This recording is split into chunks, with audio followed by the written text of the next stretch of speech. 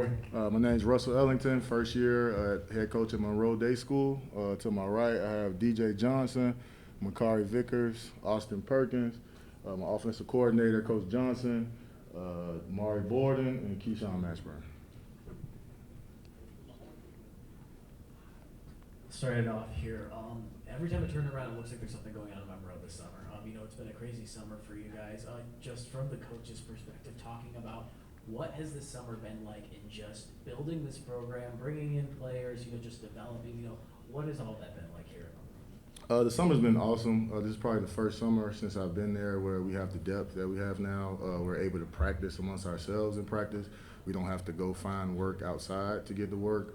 And also it's developed a competition in practice that we hadn't had before. Usually we had to wait until the first, second, third game to see who we were, what we had. But we have the depth now to practice and practice, and we can kind of see who we are kind of before we get out there. Question here for Keyshawn.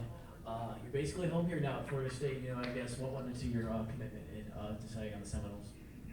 It's just great to be home and be able to play in front of my family and a home crowd in my hometown. I guess what are you looking most forward to in being so close to your hometown and being that, I guess, hometown hero in a way? Being coached by the legend, Coach Higgins. He's the best defensive line coach ever. Question for Makari. You've had another busy summer as well. Just most recently releasing your top three. I gotta ask though, talking about what you're gonna be doing for your decision, not about the decision, but mainly the halftime and all of that stuff. What went into you, I guess, planning that? Well, being back at Munroe, back in my hometown, I went to take it to. That's in Tallahassee. That's like 45 minutes away from my house. So being back in Munroe is being home. So why not, commit and make a decision at home? So that's kind of what went into it. Last question for me, it's kind of for everybody up there. Munroe, you guys had a fantastic year last year. You have all this building going on here in the off season. I guess, what are you working on in making sure that you're meeting that standard that you guys want to meet in that regular season? Just working hard every day in the weight room and in practice, because obviously as a coach and people who've played football before, rankings and height means nothing. So yeah, we have a lot of talent right now, but we have to put the pieces together and just actually put everything together in the season. So the biggest thing we're working on right now is trying to prove all the hype and stuff that's been going on this off season that we don't control. We're just trying to prove that we are a good football team, and you have to play the game and do that. Coach, I was at Trinity Christian. I'm Dwight Thomas. Yes, sir. I'm about fixing to blow smoke at you. I saw y'all struggle. Yes, sir. I saw you against a really good football team. Yes, sir. And a great program and a tremendous coach in a tough environment. Yes, sir. And you pulled him over at the end of the thing. I don't know if you remember this, but I remember it. You pulled him over. You weren't even the head coach. But I'm telling you, I knew right then and there you would be. Yes, sir. And hearing you talk and the way you talk to them and respect, every one of them, like right now, there ain't one of them not looking at me. All right? That's coaching. Yes, sir. That's coaching right there. It's got cold chills on me right now thinking about this. But I just want to know, how is it now that you're the head man? And I knew you would be. I heard your words of encouragement. They were down. But, man, you brought them together. We're going to go to work right now. Yes, sir. Next year. I remember everything you said. Yes, sir. Yeah, actually, I remember that moment like it was yesterday. The last 2 years, we ran into Jacksonville teams in the playoffs, and I don't think we were ready. I know we weren't ready physically, so weight room, we got beat up front. We weren't disciplined enough. We had the talent. After that game, I just looking at their faces, I knew we could be better. I knew we would be better. And these guys would be a testament. As soon as that game was over, we've been working hard. We've been in the weight room like no other. Some of the maxes I've been seeing, we just maxed, I think, 2 days ago.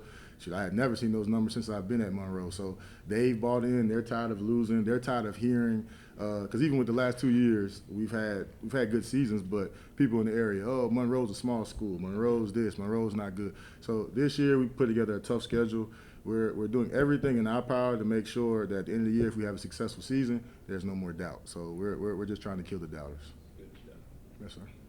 Piggybacking off of that, you mentioned a tough schedule. The Conquerors are back on it. Just how important was it to you to build a tough schedule, and just how much do you feel like that prepares you for what's going to be a tough postseason despite any changes to classifications? I think the tough schedule is good for the players, it's good for the coaches, not just the players. So obviously, as a player, when you play tough competition during the season, when it gets into the playoffs, it's not a shell shock to you. Like, you don't have to spend the first half getting adjusted to the speed and the physicality of the game. We've seen it.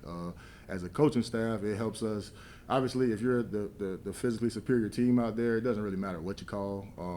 Up front, you're going to do what you're supposed to do. So, but playing evenly matched teams, it works with our play calling. You know, just as a program all around, just helps us get better for the playoffs, and that's the goal of the playoffs. You know, despite the fact that you're now the third head coach in 5 years at Munroe, there's been consistency. You were on Coach Lecky's staff, Yes, Coach sir. Lecky was on Coach Gaddy's staff. How valuable was that for you taking over in a program that you already knew what you liked, you already knew what you wanted to grow on? Just how valuable was that experience being an assistant at the same place and now taking over? Being an assistant under Coach Lecky, it was great. I saw where he brought the program from where it was. When I first got here under Coach Lecky, I think it was his second year. I think we had 8 guys at the workouts in the summer. We didn't have a lot, athletes in the school. School was just learning how to win as a football program. So he kind of took the lumps, took the lump for us that we can go ahead and soar now. So I owe all this to Coach Lecky.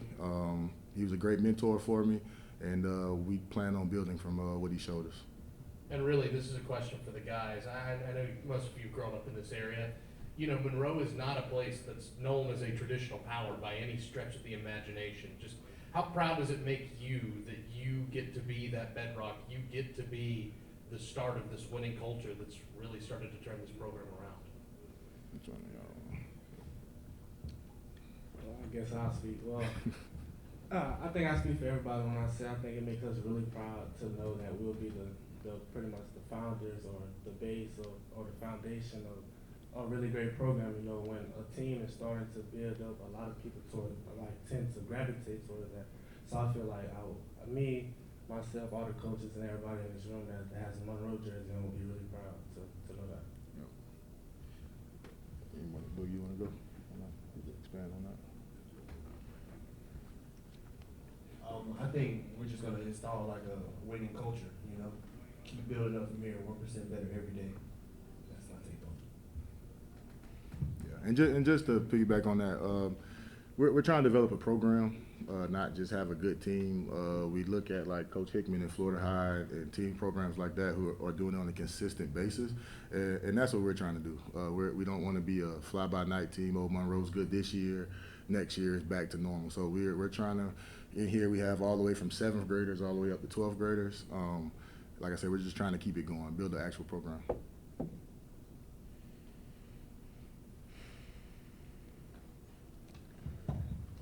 Coach, of course, first year coming in, what are some things that you're trying to, like you talked about, piggybacking off Coach Lecky, that you're trying to build that culture, build that program? What are some tangible steps that you've been going through, and how are the facilities looking over at the new campus? So the biggest step was getting in the weight room and getting ready physically. The second step after that was we had to get more active in the recruitment side of things, because at the end of the day, let's be honest, kids want to go to the next level. So if you're doing a good job of trying to promote them, and obviously you can't force a school to do anything, but if you're doing a good job promoting your kids, it makes more kids want to come to you, come to your program. So starting with that, I think right now we have a kid in each grade level with the Power 5 offer. Got FCS guys, we got guys who offer from NAIA D3. So we're trying to build that side of it. And educational, just like I said, make sure, I think right now most of the team, 80% of the team has a 3.0 or higher. So we're just trying to keep that going to expand different opportunities. Got 2 kids that hadn't spoken yet, Henry Michael, and one of them, if you would. DJ Johnson, go on, let's I talk, want to sir. hear who his hero is and why. My hero is Tyron Matthew. I would say that because he compares me in his play style and his body build, so that's my hero. I have to say my hero is Ed Reed. I believe that's one of the greatest safety that ever played the game of football. He's a physical guy. He pretty much knows what's going to happen before it happens. I try to compare my game and make my game similar to his. So that's my hero. My hero is Barry Sanders. I like how he plays. He's real elusive. He's a short running back, also like me, and yeah. I'm a little different. My heroes are my parents. They made me who I am. Dope. They put many core values in me that made me who I am today. Dope. My hero, my coaches, they help me get where I'm at right now. Appreciate that, Keith. See you, That's Keith. awesome. Yeah, I'm about to say that, man. Yeah. Yeah, and then if I could, if we could, I just wanted to introduce some of the guys that were here in the front row. I know they're not up here. We got Zylan Martin, Davion Smith, Raise your hand, man. Raise your hand. Isaiah Vickers, Noah Murphy, Kimarian Gasson, CJ Figures, DJ Green, my boy Preston Waldron. We got Dalen Green right here. Neil, I ain't gonna call your real name, Neil Davis. We got Jalen Dukes, Carson Bradley, Lamar Williams, Davion. What's the last name, Davion? All right, say I want to see your goal. I just want to see your grill. Yes, nah, Davion Brooks. he was all state last year for us, and then Makai Brown. Makai Brown is new for us from Rickards. Yeah, but I just wanted to introduce all the guys that took the time to come out with us today.